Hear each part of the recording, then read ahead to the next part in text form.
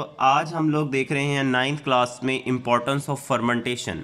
कल हम लोगों ने देखा था कि फर्मेंटेशन क्या होती है। फर्मेंटेशन में हम लोगों ने पढ़ा था कि पायरोविक एसिड जो होता है उसकी जो रिडक्शन होती है उसके बाद उससे या तो लैक्टिक एसिड बन जाता है या फिर उससे अल्कोहल बन जाता है। अगर पायरोविक एसिड के बनने के बाद उससे अल्कोहल बन जाए तो उसे अल्कोहलिक फर्मेंटेशन कहते हैं, और अगर उससे लैक्टिक एसिड बन जाए तो उसको लैक्टिक एसिड फर्मेंटेशन कहते हैं।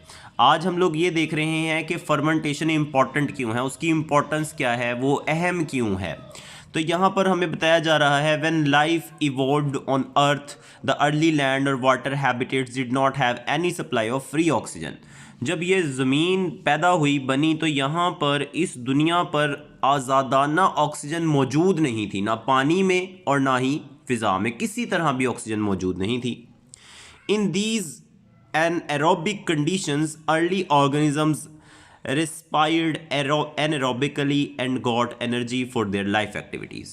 तो इसमें क्या हुआ, ऐसे जो हालात थे एनारोबिक हालात, एनारोबिक कंडीशन से क्या मुराद है, जिसके अंदर ऑक्सीजन मौजूद ना हो। तो ऐसे एनारोबिक हालात में क्या हुआ कि जानदार जो है उन्होंने अपनी एनर्जी को हासिल करने के लिए एनारोबिक तरीक़ों को अपनाया। एनारोबिक तरीके क्या होते हैं, जिनमें ऑक्सीजन यूज़ नहीं होती। एनर्जी हासिल करने का वो तरीका जिसमें ऑक्सीजन यूज़ नहीं होती, दैट इज़ एनारोबिक। तो चूंकि जब दुनिया बनी तो उस वक़्त हवा में, पानी में, फ़िज़ा में ऑक्सीजन आज़ादाना मौजूद नहीं थी। तो जितने भी जानदार उस वक़्त इस दुनिया में मौजूद थे वो कैसी रेस्पिरेशन करते थे, कैसी एनर्जी हासिल करते थे, एनारोबिक रेस्पिरेशन, एनारोबिक फर्मेंटेशन से ही वो एनर्जी हासिल करते थे। Some organisms include some bacteria and some fungi get energy from anaerobic respiration and are called anaerobes।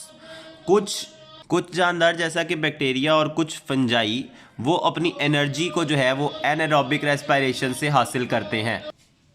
तो हमें ये पता लगा कि कुछ बैक्टीरिया और कुछ फंजाई वो भी क्या करते हैं, एनारोबिक रेस्पिरेशन करके अपनी एनर्जी हासिल करते हैं। एनारोबिक से क्या मुराद है, जिसमें ऑक्सीजन यूज़ नहीं होती।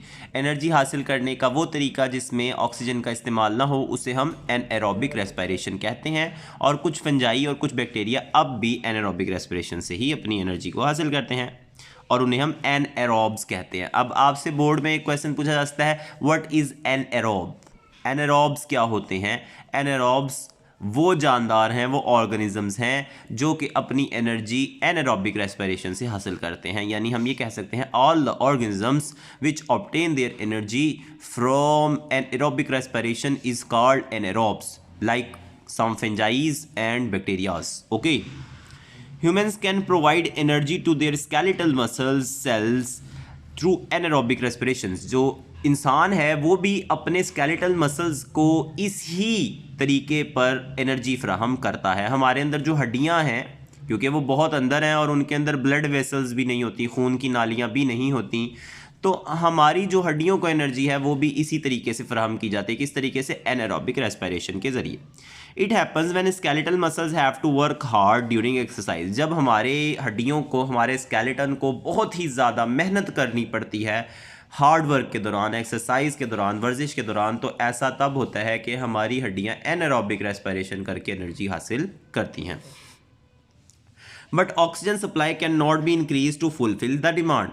और हमारा जिस्म जो है वो ऑक्सीजन की जो उसकी रसद है उसको बढ़ा नहीं पाता। अब हमारे जिस्म में ऑक्सीजन एक हद तक ही जा सकती है, लेकिन हम बहुत हार्ड वर्क कर रहे हैं तो हमारी बॉडी को एनर्जी की ज़रूरत भी है।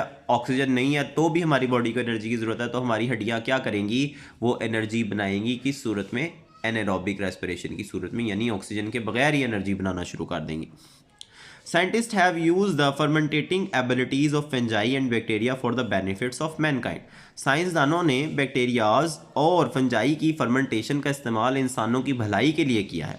फॉर एग्जाम्पल, मिसाल के तौर पर the fermentating power of bacteria are use for making cheese and yogurt. हम बैक्टीरिया की जो फर्मेंटेटिंग पावर है उसको इस्तेमाल करते हुए दही और चीज़ बनाते हैं। Fermentation in yeast is use in brewing and baking industries. Fermentation जो यीस्ट में है उसको हम शराब बनाने के लिए और अपने जो बेकिंग की चीज़ें हैं, केक, रस वगैरह बनाने के लिए हम इसका इस्तेमाल करते हैं।